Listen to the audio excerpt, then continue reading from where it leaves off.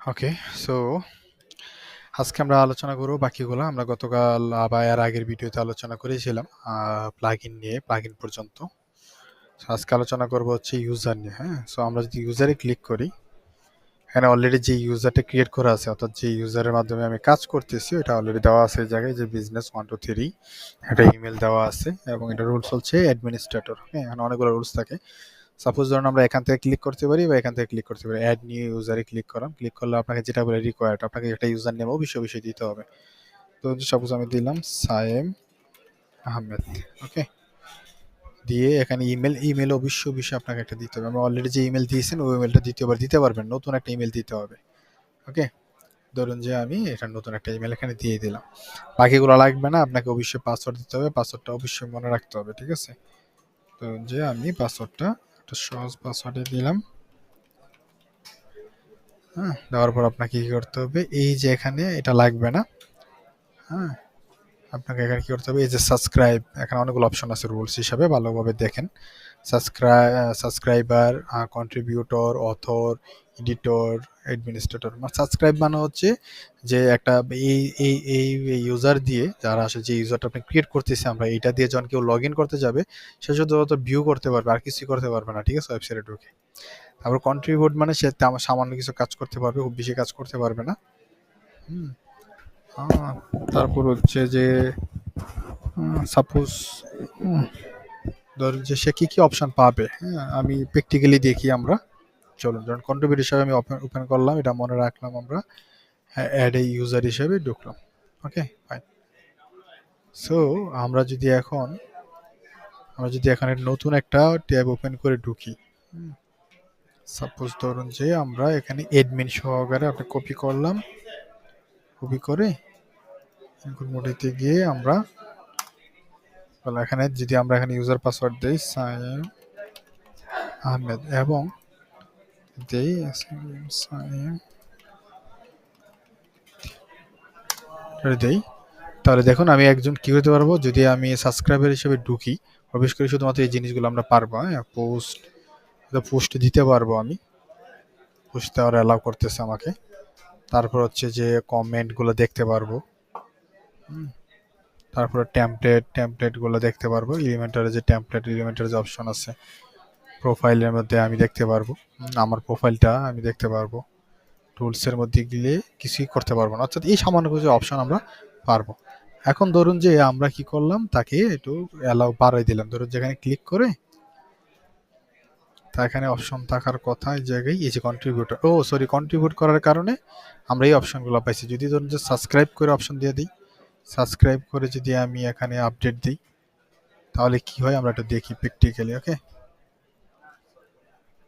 আমি এখানে log out করে দিলাম। এই যে দেখছেন, সাবস্ক্রাইব করাতে কিছুই করার অপশন নেই, আমি শুধু দেখতে পারতেছি, আর কিছুই করতে পারতেছি না। ওকে, এটা বুঝতে পারতেছি এবার নিশ্চয়ই। হ্যাঁ, সাবস্ক্রাইবের মধ্যে এবং কন্ট্রিবিউটরের মাধ্যমে আমরা পার্থক্যটা বুঝতে পারছি যে কন্ট্রিবিউটরের মধ্যে। এবার যে অথরে ক্লিক করি, অথরে দিয়ে যদি আমি এখানে সেভ দিই, দেখেন আমাকে কি করার অপশন দিতেছে।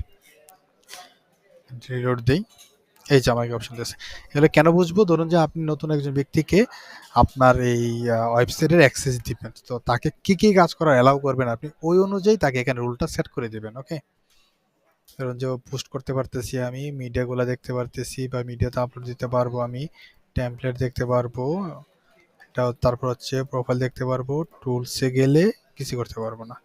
অর্থাৎ আমরা দেখতে পাইতেছি শুধুমাত্র ভিডিওটা সম্ভবত অ্যাড হয়েছে। ঠিক আছে, আর কিছু অ্যাড হয় নাই অথর হিসাবে। ঠিক আছে, তারপরে ধরুন যে আমরা অথর থেকে যদি আমরা আরেকটু বাড়াইতে এডিটরে ক্লিক করে যদি এডিটর অ্যালাউ করি, তাহলে কি করতে পারবে, তাহলে আমরা এখন দেখতে পারবো যে সে এডিটরে ক্লিক করলেও তেমন কিছুই করতে পারতেছে না।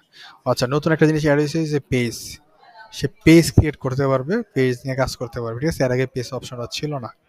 ঠিক আছে, ওকে, ফাইন, গুরুত্বপূর্ণ একটা জিনিস দেখলাম। তারপরেও ধরুন যে এডিটরের পরিবর্তে এখানে অ্যাডমিনিস্ট্রেটর হচ্ছে পাওয়ার, একদম সর্বোচ্চ পাওয়ার। ঠিক আছে, সো আমি যদি এটা অ্যাড করে দিই, তার মানে বুঝতে পারতেছেন কি করতে পারবে। অর্থাৎ আমার এখানে যে যা করতে পারতেছি আমি, সে এখানে হুবহুব তা করতেছে। ঠিক আছে, সব করতে পারবে সে, এখানে সব অ্যাক্সেস পেয়ে গেছে এখানে। ঠিক আছে, সো আমরা বুঝে গেছি যে আপনি যদি কাউকে অ্যালাউ করেন, হ্যাঁ? কোনো ইউজার যে বানিয়ে দেন যাতে আপনাকে আপনার সাইটে নিয়ে কাজ করবে, আপনার সাইটে ঢুকে কিছু কাজ করবে, তাহলে তাকে আপনি বুঝে নিবেন তাকে কতটুকু কাজ করে অ্যাক্সেস দিবেন।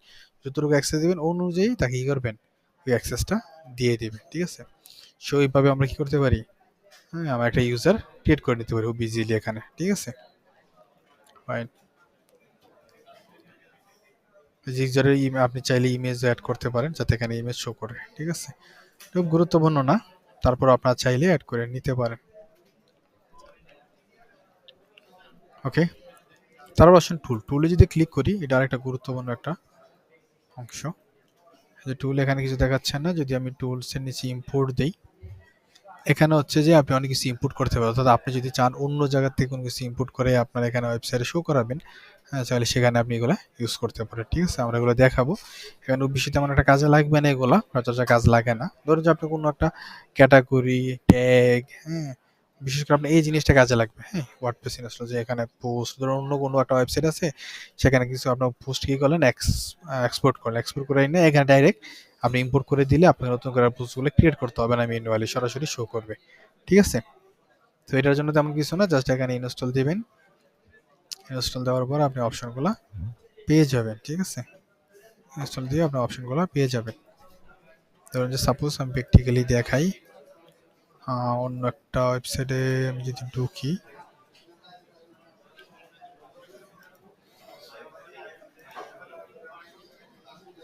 সাপোজ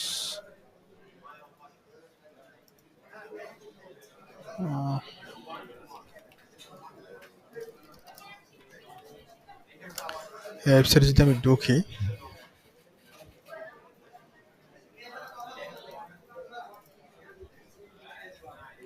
ওয়েবসাইটে প্রবেশ করার পর এখানে যদি আমি যাই পোস্টের ভিতরে, এটা একটা ক্লায়েন্টের ওয়েবসাইট, এখানে অনেকগুলো পোস্ট আছে, ডামি পোস্ট। ঠিক আছে? ধরুন যে আমি এখান থেকে এই সবগুলো পোস্ট কি করব, এক্সপোর্ট করব। আমি এক্সপোর্ট করতে গেলে স্বাভাবিকভাবে আপনাকে সেম আগের মতো টুলসে গিয়ে এই এক্সপোর্টে ক্লিক করতে হবে। হ্যাঁ, টুলসে গিয়ে এক্সপোর্টে ক্লিক করে এই যে পোস্টগুলো আমি কি করব, এই যে যত পোস্ট আছে এই পোস্টগুলো কি করব, আমি এক্সপোর্ট করব। এই এক্সপোর্ট করলাম, ফাইন। এখন আমরা আমাদের ওয়েবসাইটে যেটা কাজ করতেছিলাম, কোথায়, যে ইম্পোর্টে, এই যে রান, ইম্পোর্টে রানে ক্লিক করলাম। ইম্পোর্ট, রান ইম্পোর্টে ক্লিক করলে এই যে এখানে চয়েস ক্লিক করলে এই যে এসে, এটা যদি আমরা ক্লিক করি, ওপেন করি এবং এক্সপোর্ট করি এবং এখানে সিলেক্ট করে দিয়ে আমাদের নামটা সিলেক্ট করে দিই, ডাউনলোড এডিটিং চিহ্ন দিয়ে দিব যাতে আমাদের ছবিগুলো থাকলে ছবিগুলো যাতে চলে আসে। সাবমিট দিয়ে দিলাম। একটু সময় নেবে, আশা করি সময় নেওয়ার পর এগুলো সব ইম্পোর্ট হয়ে যাবে। ইম্পোর্ট হয়ে গেছে, have a fun. Okay, so আমরা যেখানে এই পোস্টের মধ্যে যাই, দেখছেন ওখানে কিন্তু ছিল না, কতগুলো পোস্ট চলে আসছে এই জায়গায়, অসংখ্য পোস্ট চলে আসছে। ঠিক আছে? সো আমরা বুঝলাম যে কি করা যায়, খুব সহজেই আমরা ইম্পোর্ট এবং এক্সপোর্ট কিভাবে করা যায়। এক্সপোর্ট আমরা শিখে ফেললাম, এক্সপোর্টটাও সিমিলারলি ভাবে আমরা এক্সপোর্ট করে ফেলতে পারি, পেজ, পোস্ট, টেমপ্লেট, অনেক কিছু এক্সপোর্ট করতে পারি। ওকে, তারপর যে আমরা ক্লিক করি সাইট হেলথ, এখানে আমরা দেখতে পারবো সাইটের অবশ্যই দেখতে পাবো সাইটে কোনো সমস্যা আছে কিনা, যেমন ক্রিটিক্যাল ইরর দেখাইতেছে একটা, এগুলো দেখে বুঝে বলতে হবে যে কোনগুলো আমাদের করা উচিত, কোনগুলো করা উচিত না। এখানে ইনফোতে ক্লিক করলে আমরা সব দেখতে পারবো যে ওয়ার্ডপ্রেসের কত ভার্সন চলতেছে, ডিরেক্টরি সাইজ কতটুকু, আমাদের কতগুলা থিম অ্যাক্টিভ আছে, যে হেলো থিম অ্যাক্টিভ আছে, ইনঅ্যাক্টিভ আছে দুইটা থিম, প্লাগইন আছে দুইটা, প্লাগইন অ্যাক্টিভ আছে দুইটা, ডাটাবেজের অবস্থা, এগুলো সব এখানে আপনি দেখতে পাবো। যদি আমাদের এগুলোতে আমার একটা কাজে লাগবে না, জাস্ট জেনে রাখলাম, আর বাকিগুলো কাজে লাগবে না। এবার আসুন আরেকটা গুরুত্বপূর্ণ, সেটা হলো যে সেটিংস। এটা একটা গুরুত্বপূর্ণ জিনিস। অলরেডি আমরা দেখাইছি যে সাব টাইটেল, এটা আমরা কোথায় দেখাইছি, এই যে কাস্টমাইজের মধ্যে, ওই যে জিনিসটা এই জায়গায় চলে আসছে। অর্থাৎ এখান থেকে আমরা কাজটা করতে পারি, অথবা এই কাস্টমাইজে যে কাজটা করতে পারি আমরা। ঠিক আছে? একটু আগে যেটা দেখালাম, সাইজের টাইটেল, সাইডের ট্যাগ লাইন, যে বিজনেস ওয়েবসাইট লাইন দিলাম, ট্যাগ লাইন ধরুন দিলাম যে কি দিতে পারি,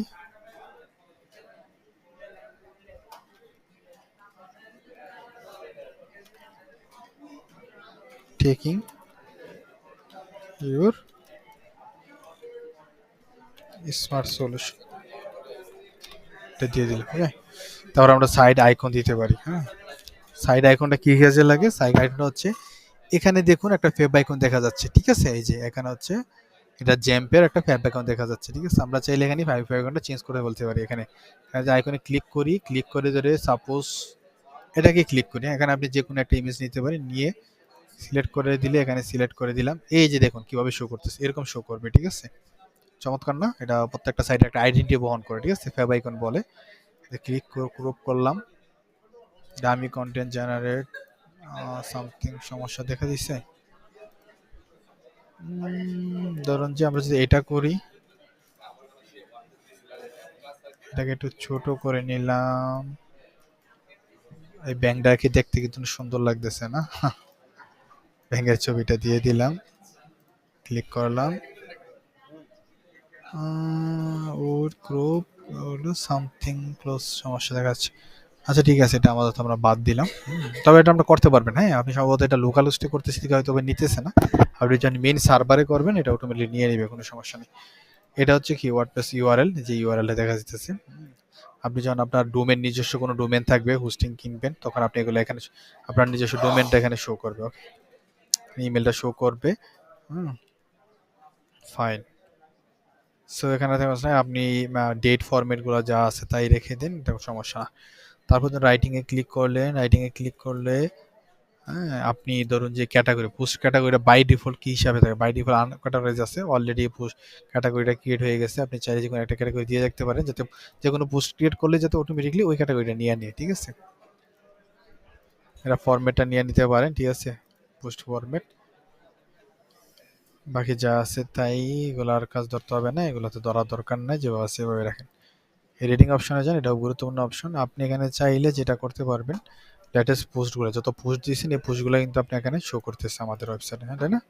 এই যে পোস্ট, যতগুলো পোস্ট আসছে দেখছেন, পোস্টগুলো শো করতেছে। তো আপনি যদি মনে করেন যে না আমি পোস্ট রাখাবো না, আমি পেজ একটা অ্যাড করবো, ঠিক আছে? আমরা জানি আমরা পেজ, হ্যাঁ, ধরুন যে অলরেডি একটা পেজ ক্রিয়েট করছি আমরা, ঠিক আছে? এই যে পেজ, এখানে অলরেডি যে পেজগুলোতে ক্রিয়েট করছিলাম আমরা, এই যে পেজ, আপনি চাইলে যে আপনার না আমি যদি পেজটা শো করাবো, প্রথম পেজে আমি হোম পেজে কি করবো, পেজ শো করে দিলে পেজটা শো করাই দিলেন, ঠিক আছে? আর পোস্টগুলো বলে দিতে পারেন, পোস্টগুলো যেভাবে সেভাবেই থাক, সমস্যা নেই। এখানে সেভ করে দিয়ে দিলেন, সেভ করে দিলে এখন যে আমরা রিলোড দিই, দেখেন কি দেখা যায়, শুধুমাত্র এই স্যাম্পল পোস্টটা দেখাইতেছি, ঠিক আছে? এই স্যাম্পল পোস্ট আমরা যদি এই পোস্টটা অ্যাড করে দিই, যেটা আমরা তৈরি করেছি, এরপর রিলোড দেই, তারপরে এই পোস্টটা চলে আসছে, ঠিক আছে? ওকে, সো আমরা ডিজাইন দেখবো আরো সুন্দরভাবে চমৎকার কিভাবে ডিজাইন করা যায়, সমস্যা নেই, এটা নোট করে না। এখানে আরেকটা গুরুত্বপূর্ণ জিনিস আছে, এটার মানে হচ্ছে যেটা টিক চিহ্ন দিয়ে সেভ দেয়, তার মানে হচ্ছে এই সাইটটা গুগলে কি করবে না, ইন্ডেক্স হবে না। দেখা যাচ্ছে যে গুগল এই যে discovers search engine from the index this site, অর্থাৎ সার্চ ইঞ্জিন এটা কি করবে না, সার্চ করে। সাধারণত গুগলে কি করি, গুগলে আমরা দিলে হয় না, ধরুন যে এমডি সায়েম আহমেদ, এই যে এমডি সায়েম আহমেদ দিলে কি আসছে, এখানে গুগলে অনেকগুলো চলে আসছে না, রেজাল্ট আসছে, রেজাল্ট থেকে আমরা কি দেখতে পাই, তাই না? এই যে রেজাল্টের মধ্যে শো করবে, ঠিক আছে? তো এটা যদি আমরা ঠিক চিহ্ন দিয়ে রাখি, তাহলে কি করবে না, এখানে শো করবে না, যে না দিয়ে রাখি শো করবে, ঠিক আছে? তো আমরা যেহেতু এটা লোকাল, আমার দরকার নেই এটা ইন্ডেক্স করা, তাকে রেখে দিলাম এইভাবে। তারপর ডিসকাশনে গেলাম, ডিসকাশন এগুলো দেওয়ার দরকার নেই, যা আছে সেভাবে রেখে দিন। মিডিয়া ফাইল এইগুলো যা আছে তাই রেখে দিন, কোনো সমস্যা নাই। পারমালিং, এই পারমালিংটা দেখাইতে পারেন, এটা একটা গুরুত্বপূর্ণ জিনিস। পারমালিং কি গুরুত্বপূর্ণ জিনিস? ধরুন যে আমি একটা সাপোজ পোস্ট, হ্যাঁ, যে কোনো একটা পোস্ট ওপেন করলেন, ধরেন যে পোস্ট ওপেন করলেন, এই পোস্টটার মধ্যে কি আছে, এই যে দেখুন পারমালিং কি আছে, এই যে আর আপনার ওয়েবসাইটের শেষে একটা কি আছে, ডেট আছে, ডেটের পরে তারপরে আপনার কি বলে এটাকে, আপনার টাইটেল আছে, কিন্তু আমরা এই ডেটটা রাখতে চাইতেছি না, কারণ এসইও ফ্রেন্ডলি করার জন্য আপনাকে ডেট রাখা ঠিক না। এসইও ফ্রেন্ডলি একটা ইউআরএল এর সিস্টেম হচ্ছে যেখানে শুধুমাত্র কি করবে, ওয়েবসাইটের শেষে শুধুমাত্র আপনার কি বলে টাইটেলটা থাকবে। সো এই জন্য আপনাকে যেটা করতে হবে, তেমন কিছু কষ্ট করতে হবে না, খুবই সিম্পল। এখানে এটা সিলেক্ট করা আছে ডেট এবং নেম, আপনি এটা বাদ দিয়ে শুধু এই পোস্ট নেম, শুধু এটা দিয়ে সেভ দিয়ে দিবেন। দিলে দেখবেন যে এখানে কি হয়েছে, এই যে নাল হয়েছে, কিছুই না, কারণ কি এই ইউআরএল ঠিক নাই। আপনি ইউআরএল চেঞ্জ করাটা কিন্তু খুবই সাবধানে চেঞ্জ করতে হবে, হ্যাঁ? সো আপনাকে এখন যদি আপনি কি করেন, ধরুন সাপোজ এই এটা কেটে দিলাম, কেটে দিয়ে এটা আবার নতুন করে ওপেন করলাম, দেখেন এটাকে যদি আমরা শেষ করি, চলে আসছে। ঠিক আছে, আর নতুন আরেকটা ওপেন করি, এই যে চলে আসছে। ঠিক আছে, ফাইন। তাহলে আমরা কি দেখলাম এতক্ষণ, যে পারমালিঙ্ক দেখলাম। প্রাইভেসিতে ক্লিক করি, এটা তেমন লাগবে না, প্রাইভেসি পেজ হিসেবে অ্যাড করে দিছে। আমরা প্রাইভেসি পেজ আমরা দেখবো কিভাবে যেখান থেকে পেজ ক্রিয়েট করে, কিভাবে আমরা জানবো। ঠিক আছে, তো আমরা মোটামুটি কভার করলাম যে আমাদের এখানে যে বাই ডিফল্ট যে সেটিংগুলো থাকে, এই জিনিসগুলো আমরা জেনে নিলাম যে কোথায় কি আছে এবং কি কি কাজ করে ছোটখাটো জিনিসগুলো, যেগুলো আমরা পরবর্তীতে কাজে লাগবে। ঠিক আছে, সো আজকের মতো এখানেই সমাপ্ত। ঠিক আছে, ধন্যবাদ, ভালো রাখবেন। আপনারা চাইলে কি করছেন, একটা লোকাল হোস্টের মধ্যে এরকম একটা তৈরি করবেন। ঠিক আছে, কিভাবে একটা বা লোকাল হোস্টের মধ্যে কিভাবে, অর্থাৎ লোকালি কিভাবে একটা ওয়েবসাইট রান করা যায়, এটা আমরা অলরেডি দেখাইছি। সো আমরা এটা দেখে নিবেন, ধরে ধরে ধরে ধরে এগুলো করবেন। ঠিক আছে, সমস্যা হলে অবশ্যই আমাদেরকে জানাবেন, আমাকে জানাবেন। আজকের মতো এখানে শেষ। আল্লাহ হাফিজ।